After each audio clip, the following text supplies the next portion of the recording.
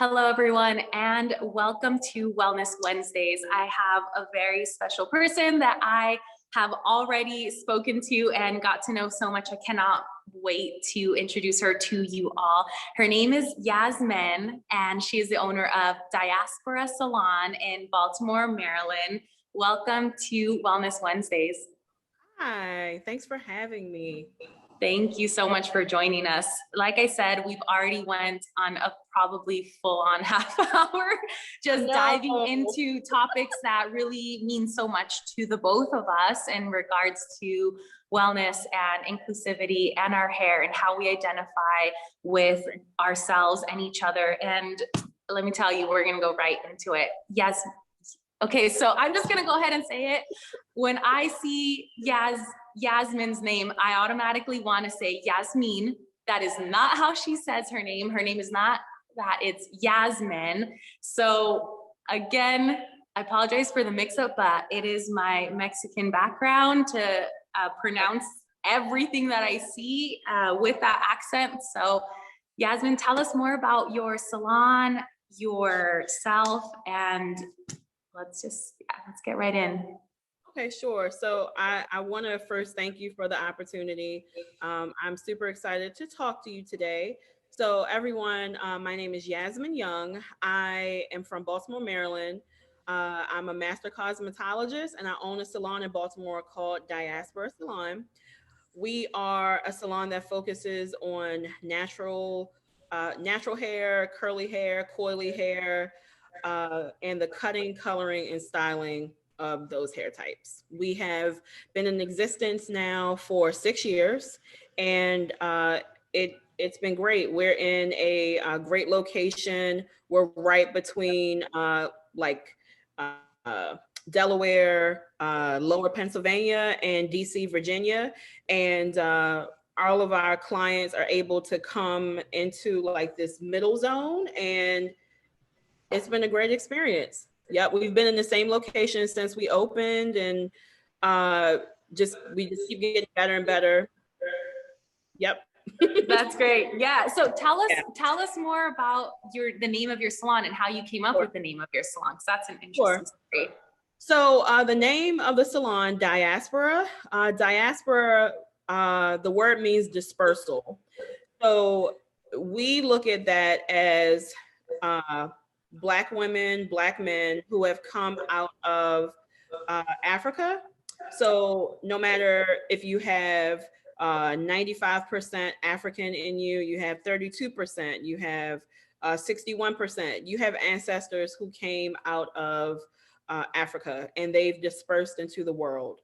So, and with that, no matter your percentage, no matter if you're from Baltimore, Barcelona, Brazil, one thing that unites us all and that we all have in common is our hair.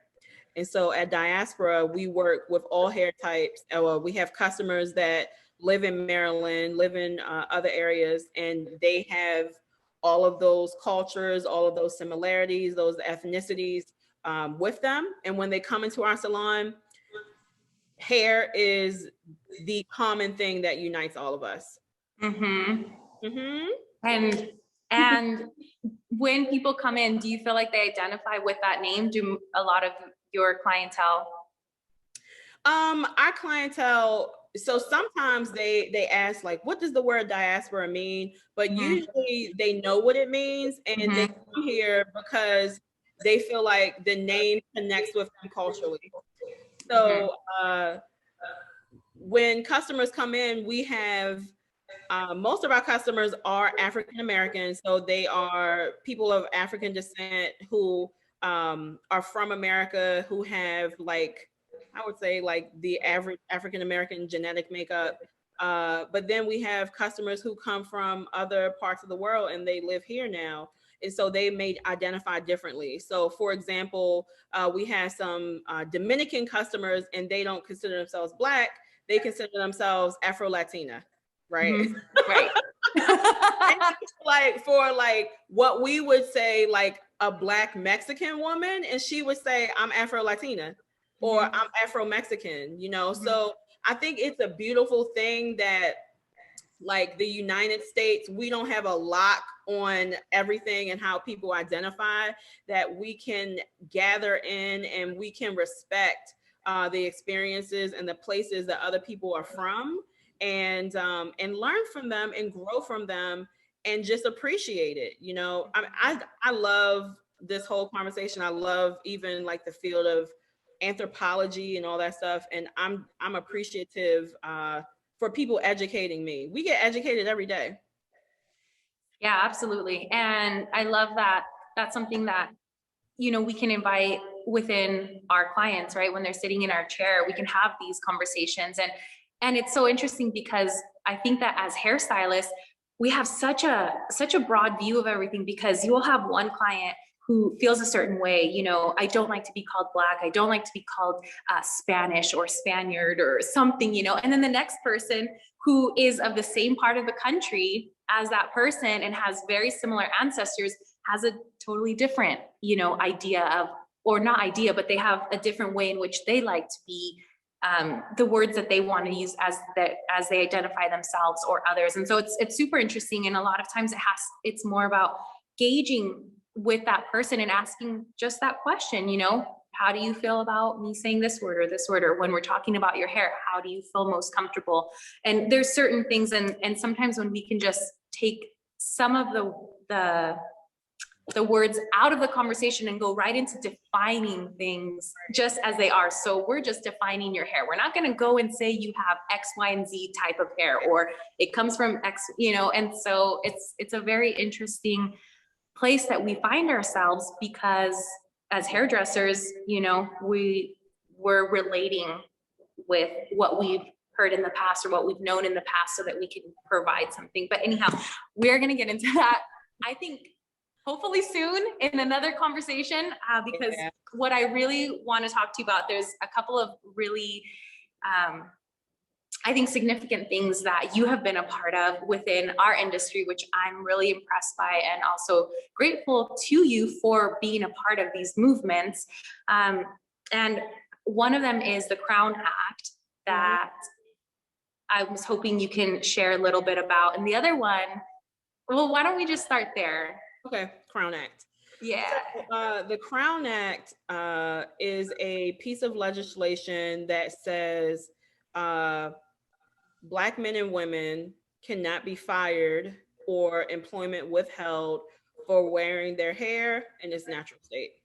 It's that simple. For us wearing hair the way that it grows out of our heads. So yeah, that's like the gist of it. So unfortunately, we have to, in order to protect the way that Black people have traditionally worn their hair, a law has to be passed for that. So in Maryland, the Crown Act passed in this past November, in November 2020. Right now, there are still 43 states who have not passed the Crown Act. So you can still be fired, employment withheld based on how you wear your hair.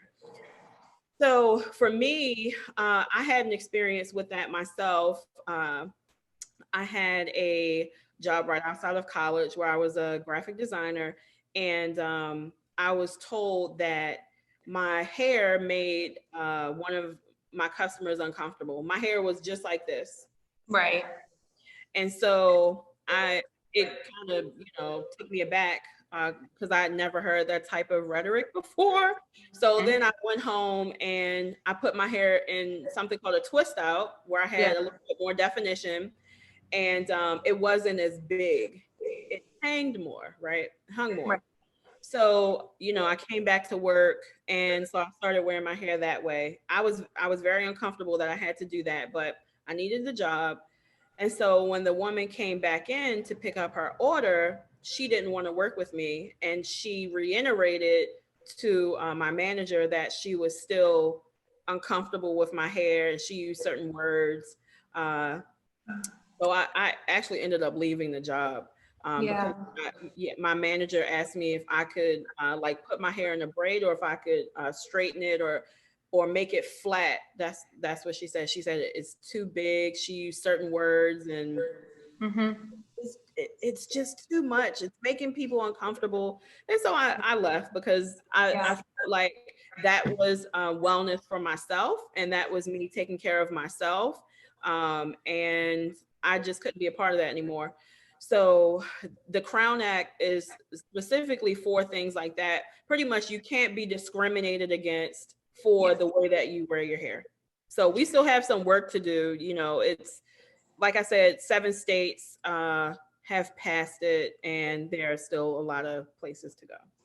Well, do you have information on how other people in our industry can become involved with this and how they can support it?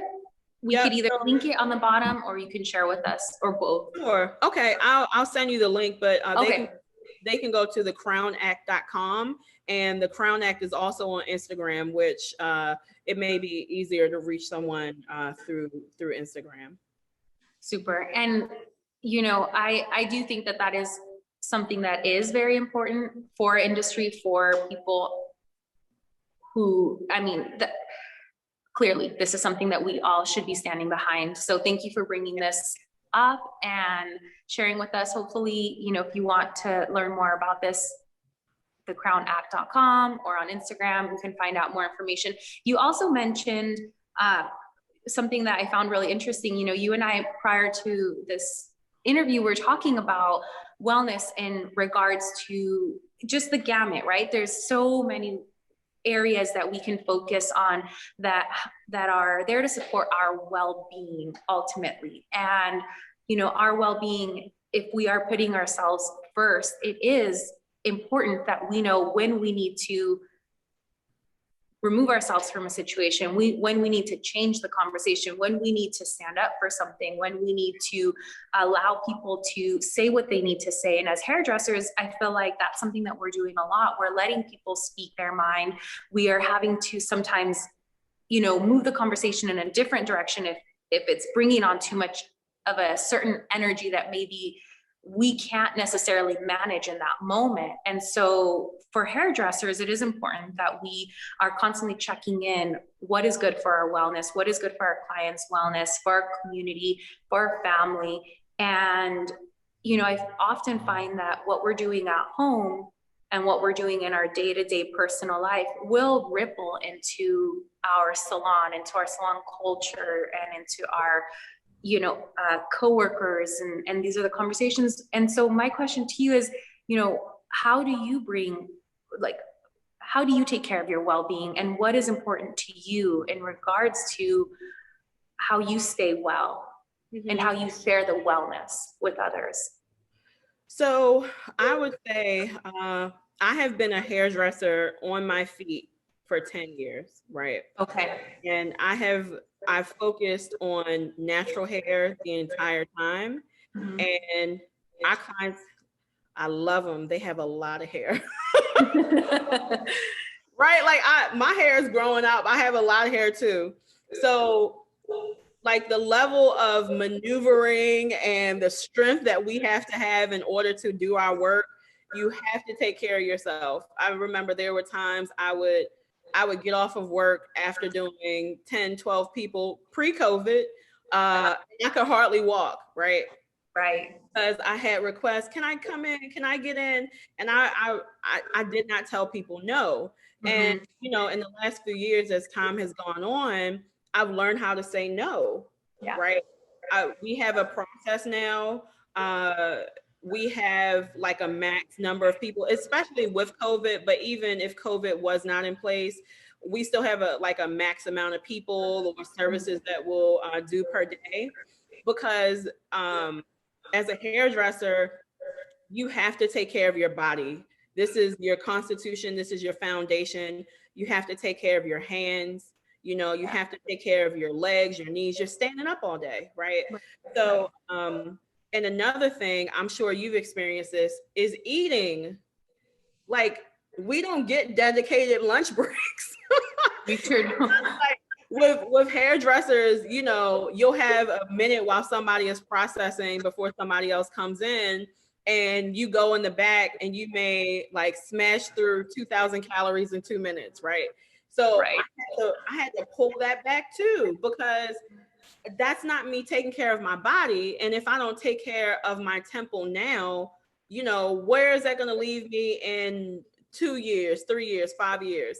So making sure to hydrate. I have a quota of how much water I drink per day. Making sure that I have like 3 snack breaks and then a meal break in between. And if a customer has to wait, then the customer is you're gonna wait 5 to 10 minutes. Because likely you are early because we try to run on time. But so it's a part of it. So all of that is a part of it. I go to a chiropractor. I just found a stretch therapist who is amazing. Oh, okay. Yeah, so I get massages. So those are things that I do to take care of my body. I eat the foods that I need to eat that will give me fuel when I come into work. So that when I come in the door, like my entire foundation is well and ready to move forward. Because I love doing hair, and I do plan to be behind the chair for, you know, more years to come. So I know I have to protect that. So in addition, for our customers, we practice wellness through the conversations we have, the products that we use. We're not putting any like type of chemicals or any nasty ingredients on our clients' scalps, on their hair. And then tying back to everything that is going on in this country, one of the biggest things, because our primary client base are Black women, is to take care of like our mental well-being, right? So that means I can't be on Facebook all day arguing with folks from, you know, certain places in America. And so it's about what you're feeding yourself. So I know for me, I had to back off of that. But when our clients come in here, it is a reprieve. It's a break. People fall asleep. They breathe in the essential oils that we have permeating through the salon. It's a place of renewal and refreshment. And so, you know, they come in and they get that, and then they leave and they feel lighter. Yeah. So, I mean, all those things tie in together. They're super important. Yeah. Yeah, I couldn't agree more. I love everything that you just said. I second that and support it, and hope that, you know, if other stylists who are watching this may not be at this point yet, that this brings some invitation that you can definitely take on these what would we call them? Almost like a practice, or these wellness practices, self-care practices. Like get your arms massaged, you know, every 2 weeks, right? Now I know my arms, we were closed most of last week because we're in like Northeast, and it's been snowing, and it's actually still snowing outside right now. So I didn't and then I think the week before that I was off for a few days. So I hadn't worked for almost 10 days. And when we reopened on Sunday, I was working, and I was working hard, and my arms I'm like, oh my gosh, my arms are so tight. But guess what I'm doing? I'm going to get a massage for my arms. Good. Yeah.